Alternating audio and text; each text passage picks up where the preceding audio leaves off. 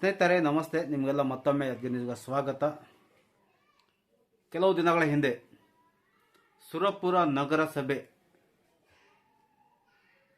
ತ್ಯಾಜ್ಯ ವಿಲೇವಾರಿ ಮಾಡುವ ವಾಹನ ಬೇಕಾಬಿಟ್ಟು ಯಾರಾದರೂ ಅವರು ನಡೆಸ್ತಾ ಇದ್ದಾರೆ ಅಂತೇಳಿ ನಮ್ಮ ಪತ್ರಕರ್ತರೊಬ್ಬರು ಫೋನ್ ಮಾಡ್ತಾರೆ.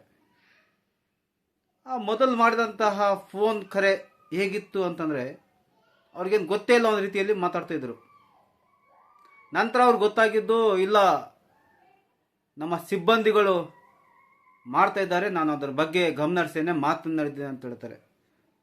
ಇನ್ನೊಬ್ಬ ಪತ್ರಕರ್ತ ಫೋನ್ ಮಾಡಿ ಅದೇ ರೀತಿ ಮತ್ತೆ ಕೇಳ್ತಾರೆ, ಇಲ್ಲ ನಿಮ್ಮ ಮಗನೂ ಇದ್ದ ಅಂತ ಹೇಳಿದ್ರೆ, ಹೌದೌದು ನಮ್ಮ ಮಗ ಹೋಗಿದ್ದ, ಆದರೆ ಗಾಡಿ ನಡೆಸಿಲ್ಲ, ಬಟ್ ಅಲ್ಲಿದ್ದ ಅಂತ ಹೇಳ್ತಾರೆ. ನೋಡಿ, ಮತ್ತೆ ಆ ನಂತರ ಹೇಳ್ತಾರೆ, ಇಲ್ಲ ನನ್ನ ಮಗನಿದ್ದ, ನನ್ನ ಮಗನ ಕಲಿಯುತ್ತಿದ್ದ ವಾಹನ ಅಂತ ಹೇಳ್ತಾರೆ.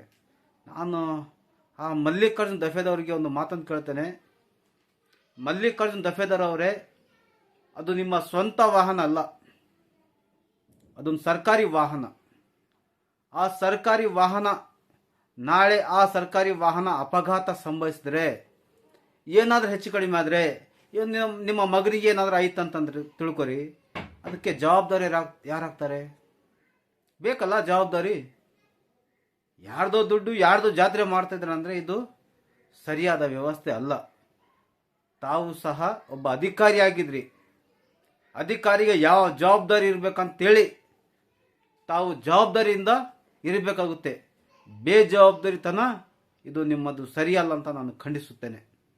ಅಲ್ಲಿನ ಸಾರ್ವಜನಿಕರು ಸಾಕಷ್ಟು ಜನ ಆಕ್ರೋಶ ವ್ಯಕ್ತಪಡಿಸುತ್ತಾರೆ.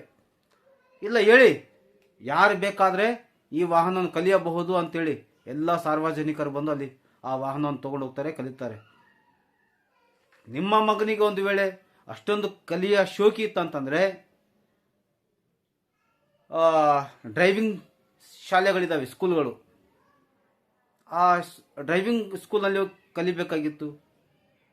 ಅಂದರೆ ಇವತ್ತು ನಿಮ್ಮ ಹತ್ರ ಏನೋ ಇದೆ, ಪುಕ್ಕಟಿನ ಗಾಡಿಗಳಿದ್ದಾವೆ, ಸರ್ಕಾರದ ಗಾಡಿಗಳಿದ್ದಾವೆ, ಏನಾದರೂ ಆಗಲಿ ನಮ್ಮ ಮಕ್ಕಳು ಕಲಿತರೆ ಸಾಕು ಅನ್ನೋ ನಿಟ್ಟಿನಲ್ಲಿ ಇವತ್ತು ನೀವು ಅಧಿಕಾರಿಗಳು ವರ್ತನೆ ಮಾಡ್ತಾಯಿದ್ರಿ. ಆದರೆ ಇನ್ನೊಂದು ಆಡಿಯೋ ನನಗೆ ಬರಬೇಕಾಗಿದೆ, ಆ ಆಡಿಯೋ ಬಂದಿಲ್ಲ. ಆ ಆಡಿಯೋ ಬಂದಮೇಲೆ ಅದ್ರ ಬಗ್ಗೆ ಸಹ ಮಾತಾಡ್ತೇನೆ.